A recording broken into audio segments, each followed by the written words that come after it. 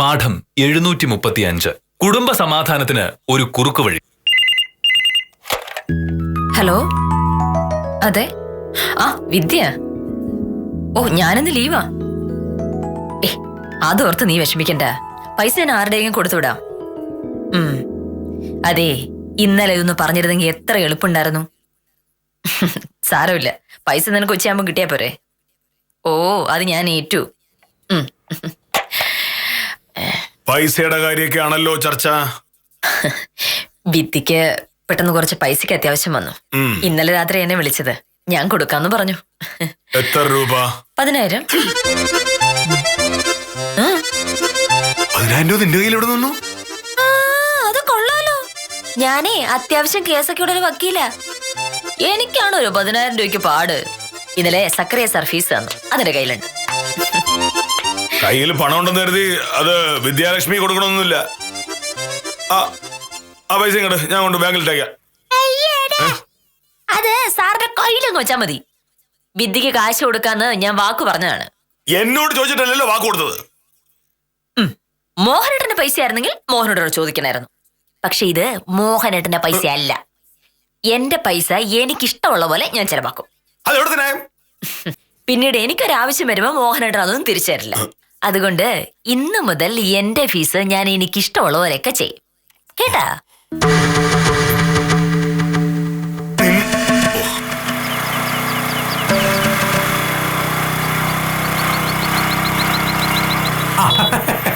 സാറേ നമസ്കാരം. സാറൊന്ന് അല്പം നേരത്തെ ആണല്ലോ. സ്ഥലമുളക്കലോ വല്ല പരിശോധനയോ മറ്റോ ആയിരിക്കും. അല്ലെങ്കിൽ സാർ ഇങ്ങനെ നേരത്തെ ഇറങ്ങേണ്ട കാര്യമില്ലല്ലോ. വീട്ടിലിരിക്കുന്ന ഭാര്യയ്ക്ക് നമ്മളെ തീരെ ബഹുമാനമില്ലെങ്കിൽ പിന്നെ വീട്ടിൽ നിന്ന് ഇറങ്ങി എങ്ങോട്ടെങ്കിലും പോകുന്നില്ലല്ലോ. എന്താണ് സാറേ, രാവിലെ വക്കീലായിട്ട് ഒരു ഭയങ്കര വഴക്ക് നടന്നിട്ടുണ്ടല്ലോ. ഇന്ന് എന്താണ് സംഭവം? ഉത്തമ, ഒരു നല്ല ഭാര്യയുടെ ലക്ഷണം എന്താണ്? എന്താ? ഭർത്താവ് പറയുന്നത് അനുസരിക്കുക, ഭർത്താവിനെ അനുസരിക്കുക, ഭർത്താവിന്റെ കാര്യങ്ങൾ അന്വേഷിക്കുക. അതൊക്കെയല്ലേ? പക്ഷെ ഭാമ അങ്ങനല്ല. എന്തു പറഞ്ഞാലും ധിക്കാരം, അനുസരണക്കേട്, പണം ധൂർത്തടിക്കൽ. എന്ത് ചെയ്യാനാ?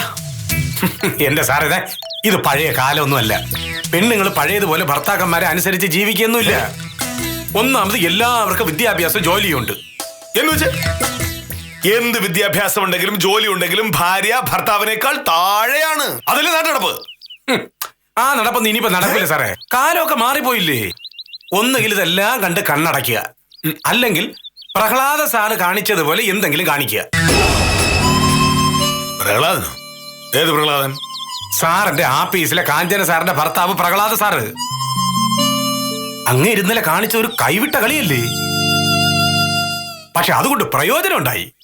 ഇന്നലെ ഒറ്റ ദിവസം കൊണ്ട് കാഞ്ചന സാറിന്റെ മനസ്സങ്ങ് മാറിയില്ലേ. കാര്യം പറയ. സാറായത് കൊണ്ടാണ് ഞാൻ ഈ പറയുന്നത്. ഈ സംഭവം ലോകത്ത് എനിക്കും പ്രഹ്ലാദ സാറിനും നാടകക്കാരൻ ശങ്കരൻകുട്ടിക്കും അല്ലാതെ വേറെ ആർക്കും അറിഞ്ഞൂടാ. എന്താ ഉത്തമ? കാഞ്ചന സാറ് പ്രഹ്ലാദ സാറ് പറയുന്നത് ഒന്നും അനുസരിക്കുന്നില്ല എന്ന പരാതി കൂടി വന്നപ്പോ നാടകം അഭിനയിക്കാൻ നടക്കുന്ന ശങ്കരൻകുട്ടിയെ ഞാൻ പ്രഹ്ലാദ സാറിന് പരിചയപ്പെടുത്തി കൊടുത്തു. ഞങ്ങൾ 3 പേരും കൂടെ ആലോചിച്ചൊരു പ്ലാനിട്ടു.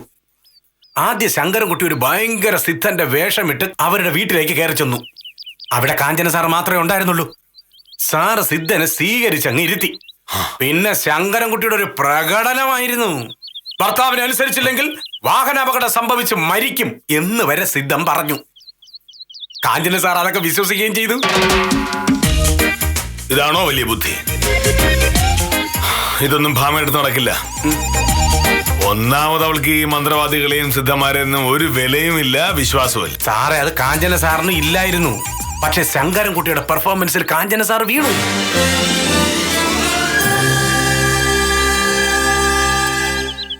പിന്നെ സാറേ, കാഞ്ചന സാറിന്റെ ഈ ഭാഗത്ത് ഒരു മുറിവിന്റെ അടയാളം ഉണ്ടായിരുന്നു.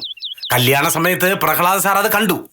അത് എന്ത് പറ്റിയതാണെന്ന് ചോദിച്ചപ്പോ 4ാം ക്ലാസ്സിൽ പഠിച്ച കാലത്ത് തോടിന് കുറുകെയുള്ള പാലത്തിൽ നിന്ന് താഴെ വീണതാണെന്ന് കാഞ്ചന സാർ പ്രഹ്ലാദ സാറിനോട് പറഞ്ഞു. കാഞ്ചന സാറൊക്കെ മറന്നുപോയി. പക്ഷെ പ്രഹ്ലാദ സാർ മറന്നില്ല. സിദ്ധനായി വേഷം കിട്ടിയ ശങ്കരൻകുട്ടിക്ക് ഈ കഥ പ്രഹ്ലാദ സാറങ്ങ് പറഞ്ഞു കൊടുത്തു. വീട്ടിൽ ചെന്ന് കേറിയ പാടെ സിദ്ധൻ കാഞ്ചന സാറിന്റെ മുഖത്ത് നോക്കി ഒരൊറ്റ ചോദ്യം: കുട്ടി, തീരെ ചെറിയ പ്രായത്തിൽ ജലത്തിൽ വീണ് പരിക്ക് പറ്റിയിട്ടുണ്ടല്ലോ എന്ന്. കാഞ്ചന സാർ ഞെട്ടിപ്പോയി. 10-20 കൊല്ലം മുമ്പ് നടന്ന ഇങ്ങനെയുള്ള കാര്യങ്ങൾ കൃത്യമായി പറയുമ്പോ ആരായിരുന്നാലും വിശ്വസിക്കൂലേ? വക്കീലിന്റെ ചെറുപ്പത്തിൽ എന്തെങ്കിലും ഒരു കഥ ഇങ്ങനെ വക്കീലിനോട് പറഞ്ഞ വക്കീൽ വിശ്വസിക്കും. ഒരു സംശയമില്ല സാറേ. ഉത്തമ, ആ. നമുക്ക് ഈ ശങ്കരൻകുട്ടി ഒന്ന് കണ്ടാലോ? അയ്യോ, ശങ്കരൻകുട്ടി ഇവിടെ ഇല്ലല്ല. ഇന്നലെ കോയമ്പത്തൂര് പോയി. ഇനിയമായി ക്രിസ്മസ് അവധിക്കേ വരൂ. അപ്പോഴത്തേക്ക് നമുക്ക് ശരിയാക്കാം. അതുവരെ കാത്തിരിക്കാൻ പറ്റില്ല ഉത്തമ. ഉടനെ എന്തെങ്കിലും ചെയ്താലേ പ്രയോജനമുള്ളൂ. എങ്കിൽ പിന്നെ ഒറ്റ വഴിയുള്ളൂ സാറേ. എന്ത് വഴി? വേഷം മാറി പോവാനല്ലേ? അതിന് ശങ്കരൻകുട്ടി എന്നെ വേണമെന്നില്ലല്ലോ. ഞാനായാലോ? ഉത്തമനോ? ഉത്തമനെ ഭാമ തിരിച്ചറിയില്ലേ? തിരിച്ചറിയാതെയൊക്കെ ഞാൻ നോക്കിക്കോളാം. സാർ ഒരൊറ്റ കാര്യം ചെയ്താൽ മതി. വക്കീലിന്റെ ജീവിതത്തിലെ പഴയ എന്തെങ്കിലും ഒരു സംഭവം ഒന്ന് പറഞ്ഞു തന്നാ മതി. ബാക്കി കാര്യം ഞാൻ ഏറ്റു. സാറേ, ജീവിതത്തിൽ ഇതൊക്കെയല്ലേ സാറേ ഒരു രസം. ഇതെനിക്ക് വിട്ടു തന്നേക്ക്. ഒരൊറ്റ ദിവസം കൊണ്ട് വക്കീലിനെ വളച്ചൊടിച്ച് കുപ്പിയിലാക്കി സാറിന്റെ കയ്യിൽ തരും. അതുപോലെ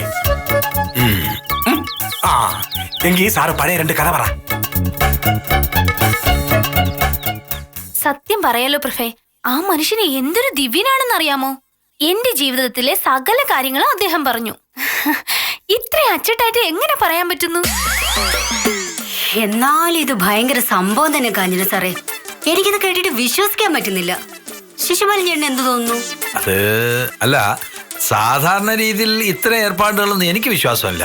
ഭാവി പറയാം, ഭൂതം പറയാം എന്ന് പറഞ്ഞ് നടക്കുന്ന ഒരുപാട് തട്ടിപ്പുകാരുണ്ട്. പക്ഷേ കാഞ്ചന സാറിന്റെ കാര്യത്തിൽ അദ്ദേഹം പറഞ്ഞതൊക്കെ നേരാണല്ലോ. അതുകൊണ്ടല്ലേ ശിശുപാലൻ ചേട്ടാ ഞാൻ വിശ്വസിച്ചു പോയത്.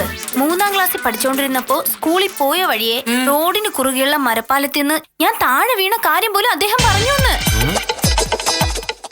സത്യം പറഞ്ഞ അത് ഞാൻ തന്നെ മറന്നുപോയ സംഭവമായിരുന്നു. എന്റെ ഈശ്വര, അത്രയും കൃത്യമായിട്ട് പറയണമെങ്കിൽ അദ്ദേഹം ഒരു ഭയങ്കര സംഭവം തന്നെ. അദ്ദേഹത്തിന്റെ പേരെന്താണെന്നും എവിടത്തെ കാരനാണെന്നും അറിയാമോ കാഞ്ചന സാറേ? ഇല്ലെന്നേ, അതല്ലേ കഷ്ടായി പോയത്. അദ്ദേഹം വന്നു കയറുമ്പോ ഞാൻ മുറ്റം തൂക്കുകയായിരുന്നു.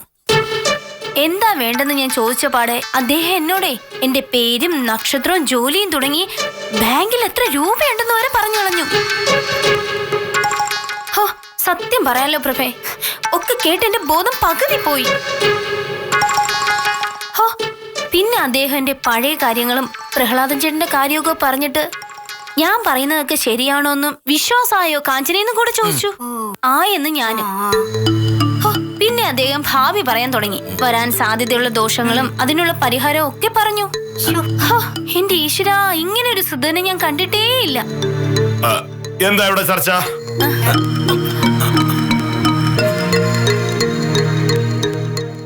ഏതോ സിദ്ധന്റെ കാര്യമാണല്ലോ കാഞ്ചന പറഞ്ഞത്. അതെ സാറേ, കാഞ്ചന സാറിന്റെ വീട്ടിൽ ഒരു സിദ്ധം വന്നു. സാറ് സ്കൂളിൽ പഠിച്ച കാലം മുതലുള്ള സകല വിശേഷങ്ങളും അദ്ദേഹം പറഞ്ഞു വന്നു. ആണോ? ഏതോ ഭയങ്കര ശക്തിയുള്ള ആളാ. അത്തരം ആളുകൾ ഈ ഭൂമിയിലുണ്ട്. അവർ പറയുന്നതൊക്കെ കൃത്യമായിരിക്കുകയും ചെയ്യും. ഈ പറഞ്ഞ സിദ്ധന്റെ പേരും മേലുവിലാസം ഒക്കെ കാഞ്ചനയ്ക്ക് അറിയാമോ? അതൊന്നും ചോദിക്കാൻ പറ്റിയില്ല സർ. എല്ലാം പറഞ്ഞു കഴിഞ്ഞ് അദ്ദേഹം പോവാൻ ഇറങ്ങിയപ്പോ ഞാൻ ചോദിച്ചു, സമി ഞാൻ എന്താ തരേണ്ടതെന്ന്. അദ്ദേഹം പറഞ്ഞു പണത്തിന് വേണ്ടിയില്ല ഞാനത് ചെയ്യുന്നതെന്നും ആളുകൾക്ക് നന്മ വരാൻ വേണ്ടിയിട്ടാണെന്നും. നിർബന്ധമാണെങ്കിൽ ഒരു 10 രൂപ തന്നേക്കൂന്ന് പറഞ്ഞു. 10 രൂപയോ? വെറും 10 രൂപ. എന്നാലും 10 രൂപയ്ക്ക് ഇത്രയൊക്കെ പറയൂ? പ്രഹ്ലാദന്റെ ഒരു 1000 രൂപ പോയി. എന്താ സാറേ? അല്ല, പ്രഹ്ലാദൻ ആ ക്ഷണം അവിടെ ഉണ്ടായിരുന്നെങ്കിൽ 1000 രൂപയെങ്കിലും ദക്ഷിണയായി കൊടുത്തേനേ എന്ന്. ശരിയാ സാറേ. വൈകിട്ട് പ്രഹ്ലാദൻ ചേട്ടൻ വന്നപ്പോ എന്നെ വഴക്കു പറഞ്ഞു. 1000 രൂപയെങ്കിലും കൊടുക്കാത്ത എന്താന്ന് ചോദിച്ചു. കാഞ്ചന സാർ അദ്ദേഹത്തിന്റെ പേരും അഡ്രസ്സും ഒന്നും ചോദിച്ചില്ല. അതറിഞ്ഞിരുന്നെങ്കിൽ നമുക്കൊക്കെ ഒന്ന് പോയി കാണായിരുന്നു. സ്വയംപ്രഭേ, ഇത്തരം സിദ്ധന്മാരെ ഒരിക്കലും നമുക്ക് അങ്ങോട്ട് പോയി കാണാൻ പറ്റില്ല. അവർ നമ്മളെ തേടി വരും. നമ്മളൊട്ടും പ്രതീക്ഷിക്കാത്ത നേരത്ത്, നമ്മളൊട്ടും പ്രതീക്ഷിക്കാത്ത രൂപത്തിൽ, ഭാവത്തിൽ. അവരുടെ വരവിനായി നമ്മൾ കാത്തിരിക്കണം.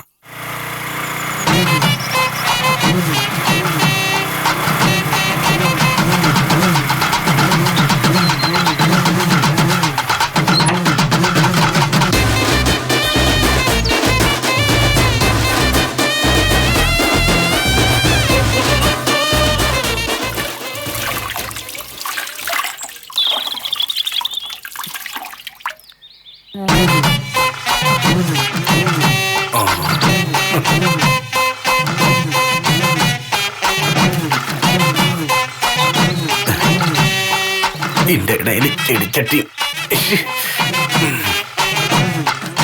ഈശ്വര കാത്തോണെ കൈവിട്ട കളിയാണ്. വത്സേ ഭക്തേ ഇവിടെ.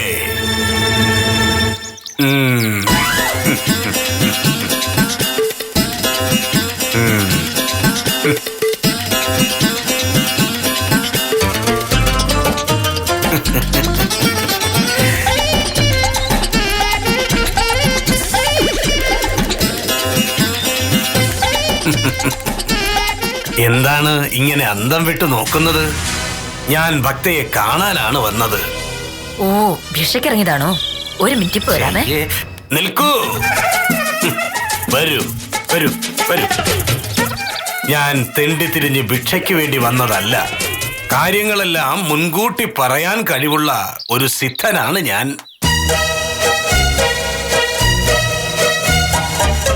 ഭക്തയുടെ ആ നോട്ടത്തിൽ തന്നെ എന്തോ ഒരു സംശയം ഉണ്ടല്ലോ. സിദ്ധന്മാരിലും മന്ത്രവാദികളിലും ഒന്നും ഭക്തയ്ക്ക് തീരെ വിശ്വാസം ഇല്ല അല്ലേ? അങ്ങനെയൊക്കെ ചോദിച്ചാ എനിക്ക് മനസ്സിലായി ഭക്തേ. വലിയ വിദ്യാഭ്യാസം ഉണ്ടെന്ന് കണ്ടാൽ തന്നെ അറിയാം. കണ്ണിലെ തിളക്കം കണ്ടാൽ അറിയാം പഠിച്ചത് നിയമമാണെന്ന്. ആളൊരു വക്കീലാണ് അല്ലേ? അത് മനസ്സിലാക്കാൻ വലിയ സിദ്ധിയൊന്നും വേണ്ട. ഈ നാട്ടിലുള്ള ആളുകൾക്കൊക്കെ അറിയാം ഞാനൊരു വക്കീലാണ്.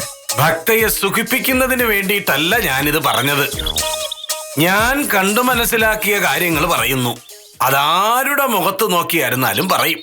അല്ലാതെ ഭക്തയെ വിശ്വസിപ്പിക്കാനായിരുന്നെങ്കിൽ എനിക്ക് വേറെ എന്തെല്ലാം കഥകൾ പറയാൻ കിടക്കുന്നു. വേറെന്ത് കഥ? കഴിഞ്ഞ മാസം 7-ാം തീയതി ഭക്തയുടെ പേഴ്സിൽ നിന്നും ഒരു 3000 രൂപ നഷ്ടപ്പെട്ടില്ലായിരുന്നോ? എന്താണ് ഭക്ത ഇങ്ങനെ അന്തം വിട്ട് നോക്കുന്നത്? അങ്ങനെ ഒരു നഷ്ടം ഉണ്ടായിട്ടില്ല എന്ന് കള്ളം പറയാനാണോ പരിപാടി? അല്ല, അതൊക്കെ നിങ്ങൾക്ക് എങ്ങനെ അറിയാം? ഇത് മാത്രമല്ല, ഭക്തയുടെ ജീവിതത്തിൽ സംഭവിച്ചിട്ടുള്ള സകല കാര്യങ്ങളും നമുക്കറിയാം. കഴിഞ്ഞ വർഷം ഭക്തയുടെ ഭർത്താവിനെ ധിക്കരിച്ച് നിൽക്കുന്ന പുളിമരത്തിൽ ഒരു ഊഞ്ഞാല് കെട്ടിയത് ഓർമ്മയുണ്ടോ? അത് പുളിമരമല്ല, മാവാ. സ്വാമിന് കണ്ണു പിടിക്കുന്നില്ല. ആ മാവിൽ ഒരു ഊഞ്ഞാല് കെട്ടിയത് ഓർമ്മയുണ്ടോ? ഒടുവിൽ ഭക്ത കയറ് പൊട്ടി തലകുത്തനെ താഴെ വീണു. എന്നിട്ട് കുളിമുറിയിൽ കാല് തെറ്റി വീണതാണെന്ന് നാട്ടുകാരോട് പറഞ്ഞു. ശരിയല്ലേ? നിങ്ങള് ശരിക്കും ഒരു സിദ്ധനാണോ? നിങ്ങൾ എന്നല്ല, സ്വാമൻ എന്ന് വിളിക്കൂ. സ്വാമി. ഭക്തേ, വിദ്യാഭ്യാസം കൂടുമ്പോഴും തൊഴിൽ ലഭിക്കുമ്പോഴും സ്വന്തമായി സമ്പാദ്യം ഉണ്ടാകുമ്പോഴുമാണ് നമ്മൾ അഹങ്കാരികളായി മാറുന്നത്. ചെയ്യരുതങ്ങനെ. ഭർത്താവിനെ ബഹുമാനിക്കുക എന്നതാണ് ഭാര്യയുടെ ധർമ്മം. അങ്ങനെ ചെയ്യാത്തതിന്റെ പേരിലാണ് പലപ്പോഴും ഭക്ത വലിയ കുഴപ്പങ്ങളിലേക്ക് ചാടിയത് അല്ലേ? അതെ. ഭക്തയുടെ മുഖത്ത് മറ്റൊരു അപകട സൂചനയും ഞാൻ കാണുന്നുണ്ട്. ഭക്തയുടെ ഇരുചക്ര വാഹനം തമിഴ്നാട്ടിൽ നിന്നുള്ള ഒരു പാണ്ടിലോറിയുമായി കൂട്ടിയിടിച്ച് ഭക്ത ഒന്നുകിൽ മരിക്കുകയോ അല്ലെങ്കിൽ കയ്യും കാലും ഒടിഞ്ഞ് ആശുപത്രിയിൽ കിടക്കുകയോ ചെയ്യും. അയ്യോ സ്വാമി, ഇതൊക്കെ നേരാണോ? നേരല്ലാത്തതൊന്നും നാം പറയില്ല. ഈ അപകടങ്ങളിൽ നിന്നൊക്കെ രക്ഷ നേടണമെങ്കിൽ ഭക്തയുടെ മുമ്പിൽ ഒരൊറ്റ വഴിയേ ഉള്ളൂ. എന്താ അത്? അനുസരണ. ഭർത്താവിനെ ദൈവത്തെ പോലെ കണ്ട് അനുസരിക്കണം.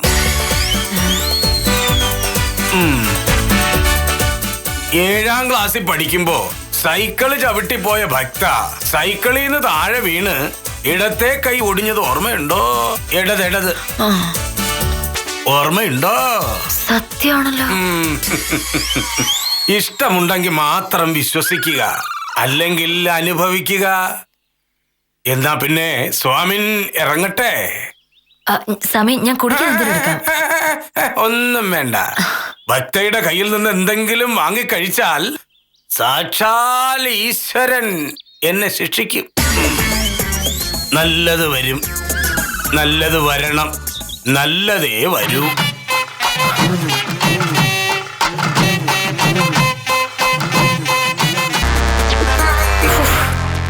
സത്യം പറയാലോ മോഹനേട്ടാ, ആദ്യമൊന്നും ഞാൻ വിശ്വസിച്ചില്ല. പക്ഷെ എന്റെ ജീവിതത്തിലെ ഓരോ സംഭവങ്ങളും ഇങ്ങനെ എണ്ണി എണ്ണി പറയുമ്പോ ഞാൻ പിന്നെ ഇങ്ങനെ വിശ്വസിക്കായിരിക്കും. അമ്മേ, വലിയ സിദ്ധന്മാർ അങ്ങനെയാണ്. പക്ഷെ ഇത്രയും കാലം നീ വിശ്വസിച്ചില്ലായിരുന്നല്ലോ. ഇപ്പോഴോ? ശരിക്കും ഞാൻ വിശ്വസിക്കൊന്നും ഇല്ലായിരുന്നു. പക്ഷേ എന്റെ പേഴ്സിലിരുന്ന 3000 രൂപ കാണാതെ പോയാൽ അയാൾ പറഞ്ഞു. അത്ര കൃത്യമായിട്ട് എങ്ങനെ പറയാൻ പറ്റും? ആമേ, സിദ്ധന്മാർക്ക് എന്തും പറയാൻ പറ്റും. ആ, പണ്ട് ഞാൻ ഊഞ്ഞാലിന്ന് വീണിട്ട് നമ്മൾ പുറത്ത് പറഞ്ഞത് കുളിമുറി കാല് തെറ്റി വീണുന്നല്ലേ. പക്ഷെ സിദ്ധൻ പറഞ്ഞു ഞാൻ വീണത് ഊഞ്ഞാലിന്നാണെന്ന്. എന്തായാലും ഒരു കാര്യം ഞാൻ തീരുമാനിച്ചു. ഇനി ഈ ജന്മത്ത് മോഹനേട്ടനെ ധിക്കരിച്ച ഒരു പരിപാടിക്ക് ഞാനില്ല. വെറുതെ അറിഞ്ഞോണ്ട് അപകടത്തിൽ പോയി ചാടുന്ന എന്തിനല്ലേ? ആമേ, എന്തായാലും കുറച്ചു ദിവസത്തേക്ക് നീ ഇനി സ്കൂട്ടറിൽ കോടതിയിലേക്കൊന്നും പോണ്ട. അദ്ദേഹം അത്രയും പറഞ്ഞതല്ലേ. എന്തെങ്കിലും പറ്റിയിട്ട് പിന്നെ പറഞ്ഞിട്ട് കാര്യമില്ലല്ലോ. വേണമെങ്കിൽ ആ സ്കൂട്ടർ തന്നെ നമുക്ക് വിറ്റളയാം. അത്തരം സാധനങ്ങളൊക്കെ പ്രശ്നങ്ങളാ. ഞാനും അത് ആലോചിച്ചു മോനട്ടാ. എന്നാലും അയാളൊരു ഭയങ്കര സംഭവം തന്നെ മോനട്ടാ. 7ാം ക്ലാസ് പഠിക്കുമ്പോ ഞാൻ സൈക്കിളിൽ നിന്ന് വീണ കാര്യമെന്ന് പറയാന്ന് വെച്ചാ ഭയങ്കരം തന്നെ, ഭയങ്കരം.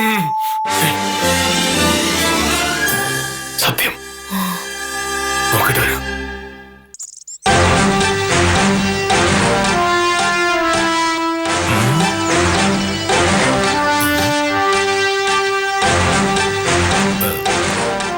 നമസ്കാരം.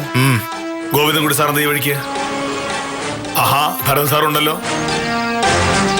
എന്തെങ്കിലും വിശേഷമായിട്ട് വന്നാണോ, അതോ വെറുതെ ഇതുവഴി പോയപ്പോ കയറിയതാണോ? എന്തായാലും വന്നല്ലേ, ഒരു ചായ എടുക്കാം. കേട്ടോ ഗോവിന്ദൻകുടി സാറേ, നാട്ടിൽ പലരും കരുതിയിരിക്കുന്നത് എന്റെ ഭാര്യ സത്യഭാമ ഒരു ഭയങ്കര അഹങ്കാരിയും ധിക്കാരിയും എന്നൊക്കെയാണ്. അവളൊരു വക്കീലാണല്ലോ. കോടതിയിൽ അവളുടെ സംസാരവും പെരുമാറ്റവും ഒക്കെ കാണുമ്പോ ഭയങ്കര തന്റേടിയാണെന്ന് മറ്റുള്ളവർക്ക് തോന്നും. പക്ഷേ വീട്ടിൽ അവളൊരു പാവമാണ്. ഞാൻ പറയുന്നതിനപ്പുറം ഒരു വാക്കില്ല. എന്താ മോനേട്ടാ? ആ, ഗോവിന്ദൻകുട്ടി സാറ് ഇതുവഴി പോയപ്പോ കയറിയതാ. എന്തായാലും വന്നതല്ലേ, ഒരു ചായ കൊടുക്കുന്നതല്ലേ മര്യാദ. ഓ, അതിനെന്താ, എത്ര ചായ വേണമെങ്കിലും എടുക്കാം. ഗോവിന്ദൻകുട്ടി സാറും ഭരതൻ സാറും പിന്നെ ആ സാറും അല്ലേ ഉള്ളൂ. ഞങ്ങൾ വന്നത് വെറുതെ അല്ല, ഒരു കാര്യം ചോദിക്കാനാ. പിന്നെ ചായ എടുക്കുകയാണെങ്കിൽ 3 അല്ല 4 എടുത്തോ. 4? നിങ്ങൾ 3 പേരല്ലേ ഉള്ളൂ? എന്നെ കൂടെ കൂട്ടിയാവും. അല്ല സാറേ, ഞങ്ങൾ 4 പേരുണ്ട്. ഭരതാ, അവനെ ഇങ്ങ് പിടിച്ചിറക്ക്. സർ, ഇങ്ങോട്ട് ഇറങ്ങടാ.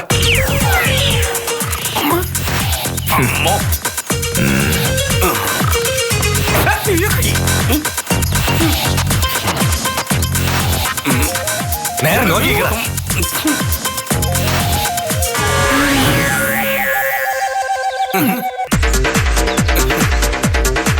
ഉത്തമൻ.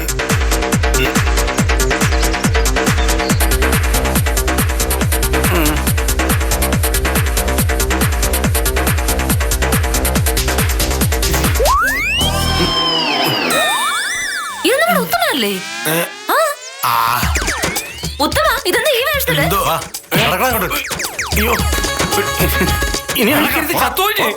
ഇങ്ങോട്ട് മാറിക്കടാ. ഈ വേഷത്തിൽ സംശയകരമായി കണ്ട ഇയാളെ ഞങ്ങൾ അങ്ങ് പൊക്കി നട്ടൽ നോക്കി 4 കൊടുത്തപ്പോ താടിയും മീശയൊക്കെ മാറ്റി ഉത്തമനാണേന്ന് പറഞ്ഞു. എന്തിനാ ഈ വേഷം കെട്ടിയെന്ന് ചോദിച്ചപ്പോ മോഹനകൃഷ്ണ സാർ പറഞ്ഞിട്ടാണെന്ന് പറഞ്ഞു. സാറിനോട് അത് പറഞ്ഞ് ചോദിച്ചുറപ്പിക്കാൻ വന്നതാ. എനിക്ക് സാറ് പറഞ്ഞിട്ടാണ് ഉത്തമൻ ഈ വേഷം കെട്ടിയത്. സാറേ ഇങ്ങോട്ട് നോക്ക്. അതേന്ന് പറ സാറേ. സാറേ, ഈ ക്ലബിന്റെ വാർഷികത്തിന് ഫാൻസി ഡ്രസ് മത്സരത്തിന് ഞാൻ പേര് കൊടുത്തിട്ടുണ്ടെന്ന് സാറിനോട് പറഞ്ഞപ്പോ ഈ സാറാണ് പറഞ്ഞത് വെറുതെ ചാടിക്കേറി അങ്ങ് മത്സരിച്ചിട്ട് കാര്യമില്ല, ആദ്യം ഈ വേഷം കെട്ടി കാണിക്കണമെന്ന്. അങ്ങനെ ഞാൻ ഒന്ന് റിഹേഴ്സൽ നടത്തി നോക്കിയതാണ് സാറേ. സാറേ സാറേ അതേന്ന് പറ സാറേ, ഇല്ലെങ്കിൽ നമ്മൾ രണ്ടുപേരും ഉള്ളപ്പോ പറ സാറേ. സാറ് പറ. അതെ അതെ, ആ അതേന്ന് ദാണ്ട ഞാൻ പറഞ്ഞിട്ട് തന്നെ ഉത്തമൻ അത് ചെയ്തത്. അത് ശരി. പക്ഷെ ഇതൊക്കെ റോഡ് ഇറങ്ങിയത് അല്ല അത് പിന്നെ ഞാൻ സാറിനെ കാണാൻ വേണ്ടി വില്ല ഓഫീസിലോട്ട് വരികയായിരുന്നു. പിന്നെ എന്റെ അഭിനയ പാഠവൻ സാറിനെ നേരിട്ട് കണ്ട് മനസ്സിലാക്കാമല്ലോ. അപ്പോഴാണ് എന്നെ ഇവര് ഒരു ദയം ദാക്ഷിണ്യം അല്ലാതെ ഓട്ടിച്ചിട്ട് പിടിച്ചത്. ഇതൊക്കെ സത്യമാണോ സാറേ? അതെ, എല്ലാം സത്യം. നിങ്ങൾ പൊയ്ക്കോ സാറന്മാരെ. ഓ ശരി. മേലില്ലെങ്കിലും ഇത്തരം പണി കാണിക്കരുത്. നിങ്ങൾക്ക് ആൾമാറാട്ടം നടത്തണമെങ്കിൽ പോലീസുകാരെ അറിയിച്ചിട്ട് നടത്തണം. പോകാൻ ഭരത. ചെന്നട്ടെ സാർ, ഒരുപാട് താമസിക്കും. ഞാൻ കാല് പിടിക്കാം. പോയാ അവന്റെ ഒരു പ്രച്ഛന്ന വേഷം.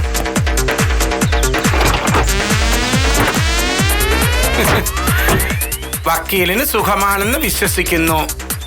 ഒമ്പോ ഇതിനേക്കാള് പോലീസിന്റെ ഇടി എന്നെ കൊള്ളാം.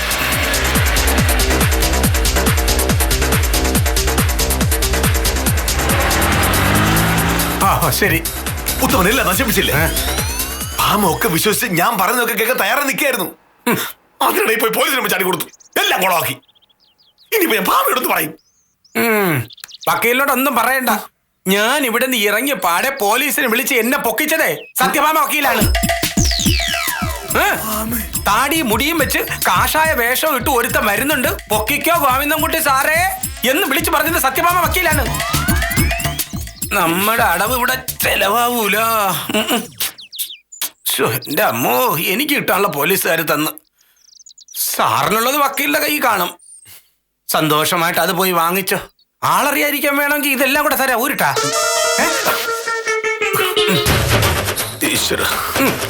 ചെല്ലേ.